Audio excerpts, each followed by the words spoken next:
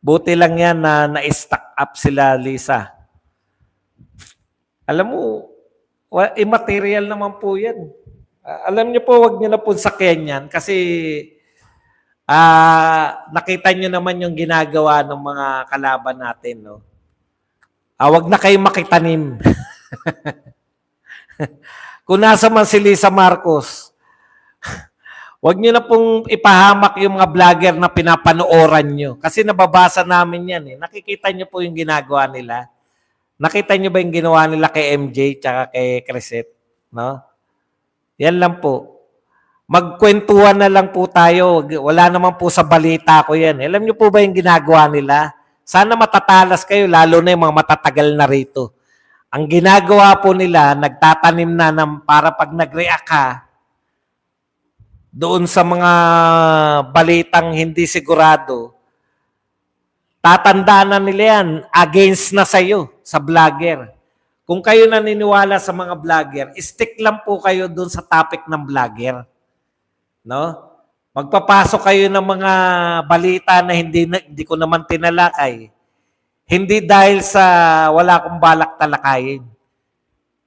'Di ba? Kasasabi ko lang po, siguro na naman nanood kayo ng ginawa nila sa mga vlogger. 'Di ba?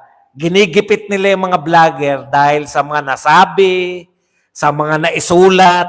Naintindihan nyo ba? Intindihin nyo. Huwag kayong magpapasok dyan ng mga first lady nang hindi nyo naman alam kung totoo yung balita o hindi. Kasi once na binasa namin yan, kami na i-quote ng mga yan, hindi ko nga tinalakay. Hindi po ako nagmamalinis. Lahat ng topic ko, inaral ko to. Dahil lang sa question and answer natin, tataniman nyo, alam ko, hindi nyo alam yun. Sigurado ba kayo na naipit si First Lady sa Amerika? Sigurado kayo? Kung lahat ng nagsasabi niyan ngayon, nagdi-discuss niyan, ginagawa na nila ng ano, kayo naman, no? Wala namang katotoran yan eh. Kahit na pag-usapan natin yan, ang lalaki na ng balita. Mas malaki pa yung tunay na balita na pag-usapan, yung tunay na alam ng lahat, nakakulong si Tatay Digong. Wala siyang due process. Ano pa ba mas lalaki doon? Bakit gusto nyo pang magsalita ko ng mga balita na hindi naman kayo sigurado? Sigurado ba kayo dyan sa balita nyo? Tulungan nyo yung mga vlogger. Ginigipit na nga kami. Nakikita nyo nga ang ginagawa sa amin. Ang laki na ng balita. Oh. Sinasabi naman namin, walang due process yung pagkakakulong kay Duterte. O bakit kinakailangan nyo pa nang walang katotoran? Ano kung nasaan si First Lady, ano pakialam ko? Unawain nyo. Tumutulong kayo doon sa mga Watari. Thank you very much sa 10 Singapore dollars. Panggatas lang, Boss Buds. BBM nagsalita baliktad lagi. Pag sinabi niyang oo, sabihin nun hindi. Naniwala ka naman, boss, laro lang ng mga Marcos yan. Ano ba yung naniwala ako? Na nilaglag ni BBM si Aimee? Nilaglag talaga. 11 na lang eh. Ibig nyo sabihin, eto balita ko sabi ni Marcos, BBM, iboto natin ang 11. Inisa-isa yung 11. Wala si Aimee. Ano ibig sabihin nun? Hindi ako naniniwala na nilaglag ni BBM. Ano yung paninindigan ko na hindi ko pinaninindigan? Mas matindi nga yung sinasabi ko eh. Eto tignan nyo yung sinasabi nila. Yan, mga tanim yan eh. O paninindigan daw, wala raw tayo paninindigan. Ano ba walang paninindigan? Hindi ko ba pinaninindigan na si Tatay Digong naniniwala ako sa sinabi ni BP Sara na kinidnap? Ano pa ba mas lalala doon? Anong hindi ko pinaninindigan? Sige nga. Anong sinasabi mong hindi ko pinanindigan in your dreams?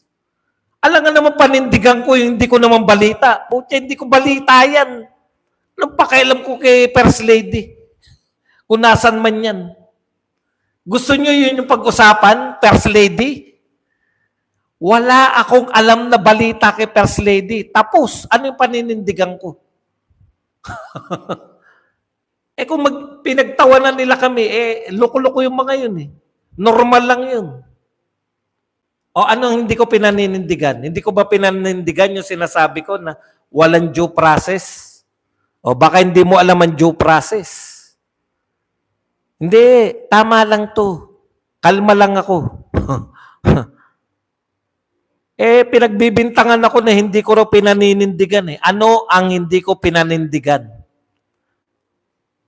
Sige nga, pinanindigan ko nga yung sinasabi ko, naniniwala ako nakidnap si Tatay Digong. Wala nang mas lalala doon, kidnapping. Sa ibig niyo sabihin, mas malala yung pag-usapan natin yung chismis tungkol kay First Lady? Mas malala yung chismis kaysa sa totoo? Totoo to eh.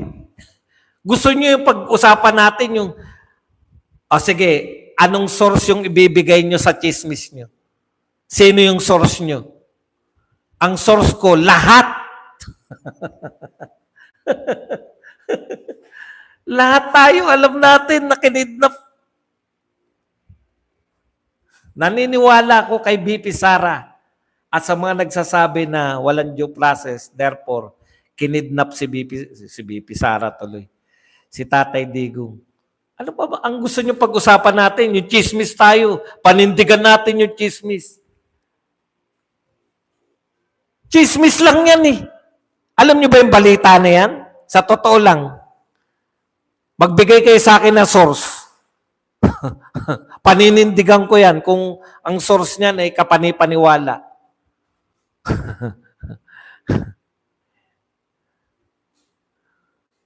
May mas lalala pa ba sa pagkakakulong sa dating presidente ng Pilipinas? Ano yung sinasabi niyong hindi ko pinanindigan? Sige nga, sabihin mo nga, in my dreams. In my dreams. Ano yung hindi ko pinanindigan? Baka na pagkakamali niya, sa porket tinakot lang mga vlogger sa kongreso ngayon, takot na kayo. Pananaw mo lang yan eh. Dapat hindi na ako nagbablog kung takot ako. Iba yung takot sa tanga. Ikaw ba natakot?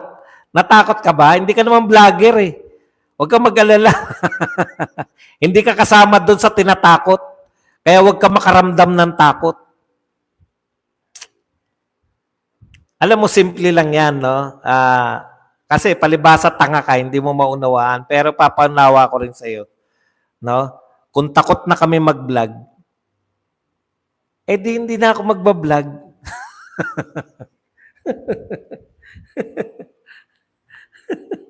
Pati topic ko, pinakikialaman mo.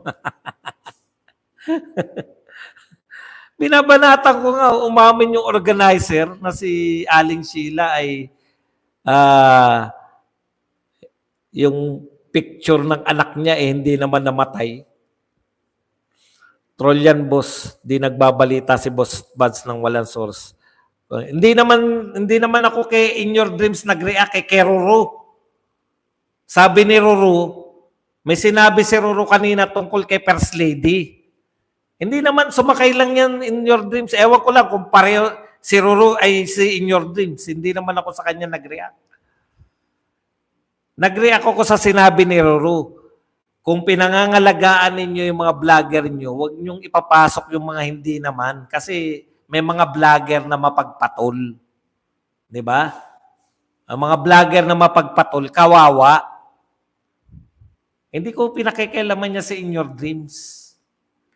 Nag-react ako sa kanya dahil takot na raw tayo o kung ano pa man. Nag-iiyakan daw tayo. Hindi ako umiyak doon. Sa iba ko iyak.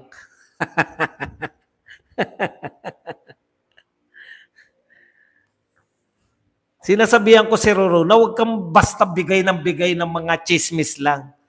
First Lady. Ano ba balita kay First Lady na hindi? Chismis. Kung wala kayong source, chismis ang tawag ko ron. Di ba?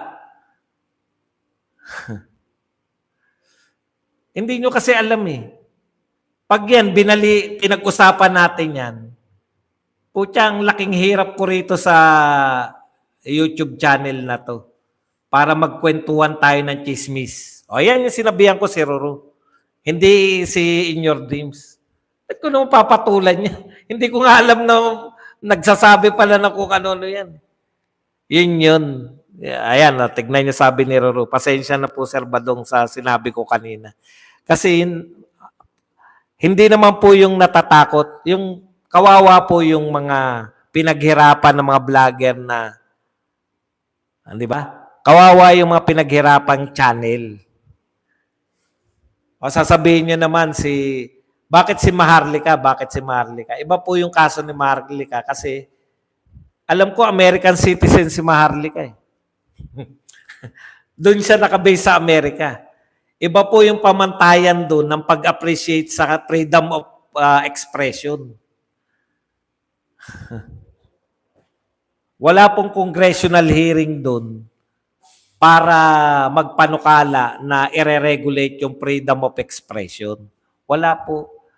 Iba po sa Amerika, talagang pinahalagan at mag-react po yung mga Amerikano or nakatira sa Amerika. Di po ba? Pinahalagaan nila yung freedom of expression. Eh. Pinahalagaan nila yung freedom of the press. Kaya kahit galit na galit si Trump sa mga press, di ba kalaban niya karamihan ng press? Sinasabihan niya na fake news kayo, fake news kayo. Pinasaran niya ba? Kasi hindi po sa kanila yun. Hindi po sa kanila yun. Kaya iba yung mas malaya yung ginagalawan na si Maharlika, mas malaya. Napatawag na ba si Maharlika sa Congress, US Congress? Hindi pa po eh. Kasi nga, yan yung sinasabi ko sa inyo. Dito kasi sa atin, maramdami ng mga politiko. Hindi nyo pa ba alam yun? Maramdami ng mga politiko dito. Nasasaktan. Doon nga harap-harapan, tinatanong sila Donald Trump ng mga sutil na press eh.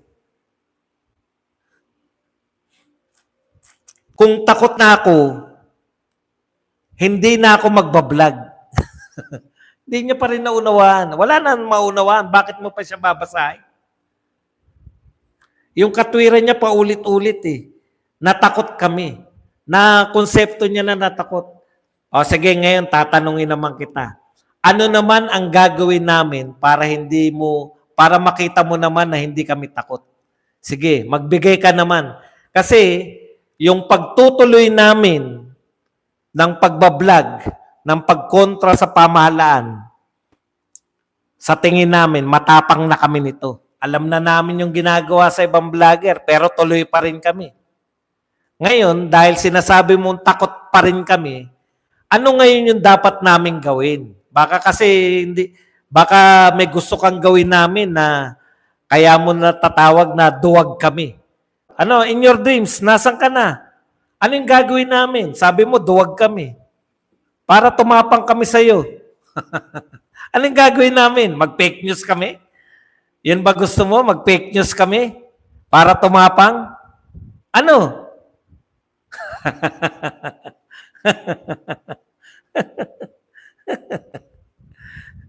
Hindi ako magpe-fake news para lang matawag na matapang. Itutuloy ko pa rin itong ginagawa ko. News, magre-react ako. News, ipagtatanggol ko si Duterte. News, magbibigay ako ng sarili kong opinion. In Your Dreams. Di ba? Ganyan po. Ganyan yung sinasabi ni Marcoleta.